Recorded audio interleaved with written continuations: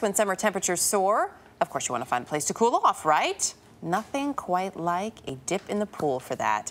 Unfortunately, for millions of Americans this summer, that's no longer an option. Their local public pools have been closed by budget cuts. Here's CBS's Michelle Miller. It's one of summer's most cherished rites of passage, that first carefree jump into a pool. Why do you like coming here?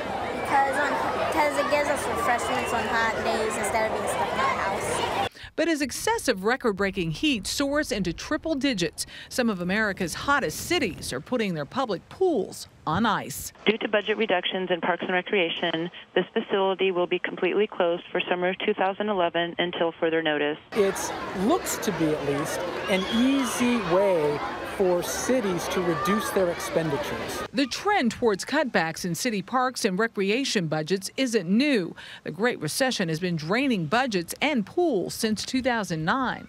I mean, it's no secret states are struggling. So unfortunately, park and recreation facilities are easy targets by decision makers. But hard times haven't always sounded like this.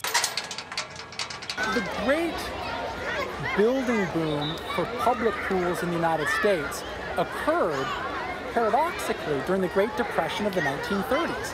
But the federal government funded the construction of nearly 1,000 public pools across the country.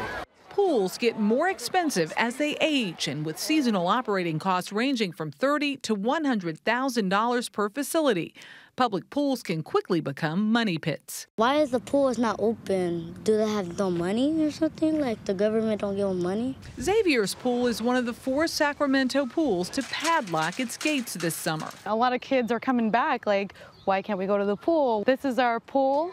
We should be able to be swimming in it right now, to be enjoying it. And in many communities, access to supervised swimming can also be a matter of life and death. And all we can hear the kids hollering, help me, please, help. During a heat spell in Shreveport, Louisiana last August, 6 teens drowned while trying to save a friend who waded waist-high into the Red River. If kids don't have an opportunity to go to a public pool, they're going to find a place to swim. And that can be an irrigation ditch, that can be a rock quarry, or it can be a river. Parks can't monitor kids that are swimming in areas where they shouldn't be.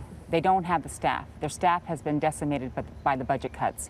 So there's potentially going to be more drownings this year. Public pools offer a place where kids can learn how to swim for free. That cuts across racial and economic lines when considering the numbers.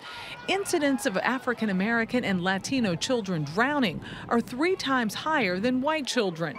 And kids born in low-income areas have a 65% higher chance of drowning than children born in more affluent neighborhoods. This is a national crisis, and there has to be a national solution. In cities like Houston, where it's too hot to wait for federal assistance, spray parks and splash pads are being installed to keep kids cool.